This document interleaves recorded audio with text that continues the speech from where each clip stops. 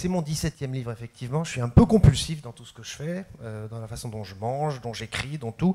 Mais là, c'est un livre sur lequel j'ai travaillé depuis des années, qui est un peu la résultante de tout ce que j'ai pu écrire avant. C'est-à-dire que tout ce que j'ai pu apprendre en écrivant des thrillers, c'est-à-dire une science du récit, en travaillant sur l'histoire, en travaillant sur la musique, se retrouve là-dedans, synthétisé sous la forme d'un grand roman, une éducation sentimentale, comme disait Gérard, que c'est l'histoire d'un Candide plongé pendant 15 ans dans l'histoire de la France et qui se forge au contact avec les éléments. C'est un livre sur le choix, c'est un livre sur l'engagement, sur le non-engagement, sur l'anti-engagement.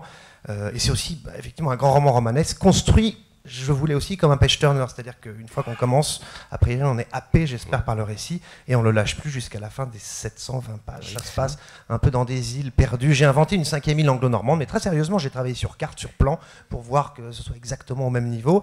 Et effectivement, 2 enfants qui ne sont jamais sortis de leur petit cocon, qui vivent comme les rois d'un royaume fantoche. Oui, puisque la mère a le titre de suzeraine, ce sont les statuts particuliers de certaines de ces îles anglo-normandes. Ça l'était jusqu'à il y a peu de temps, oui. Et puis il y en a un qui finalement finit par s'échapper après une peine amoureuse, parce qu'il était très lié avec son frère, et tout à coup arrive une femme qui va les séparer. Tous les deux tombent amoureux d'elle, et puis il y en a un qui finit par partir et qui arrive à Paris en disant « Je veux découvrir le monde, je veux comprendre le monde, connaître les artistes, connaître les grandes personnes ». Et il arrive à Paris en septembre 1939, et il va effectivement naître au contact avec les éléments. Et en suivant les pas de Guillaume, on se rend compte aussi que de grandes personnalités de l'époque ont été entraînées dans le courant de l'histoire. Alors certains on le savait déjà, et puis dans votre livre, on découvre aussi d'autres personnalités, des artistes entre autres, qui ont été un peu partagés entre le choix qu'ils devaient faire de rester ou de partir.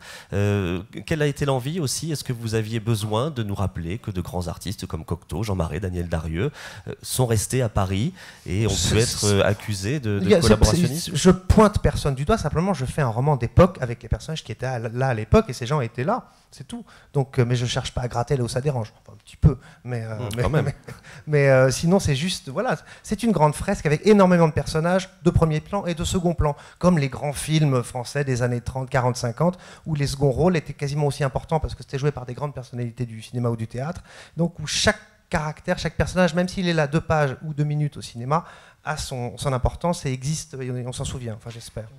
Un mot sur ce titre ambigu, mais qu'on va retenir forcément, les fidélités successives. C'est toute l'image de Guillaume. C'est toute l'image de Guillaume, c'est toute l'image de cette période, où, avec les renversements dernière minute, les renversements de 44, où les anciens collabos deviennent des fiefs et résistants et commencent à tondre tout ce qui leur passe sous la tondeuse. Oui, ça c'est la période où... Et mon personnage est fidèle, il est sincère jusque dans ses engagements les plus ambigus. C'est ça qui était intéressant. C'est-à-dire que je ne porte pas de jugement moral sur lui, surtout pas. Sinon, ça aurait été... mon roman n'aurait pas fonctionné de la même manière. C'est-à-dire que je le montre tel qu'il est.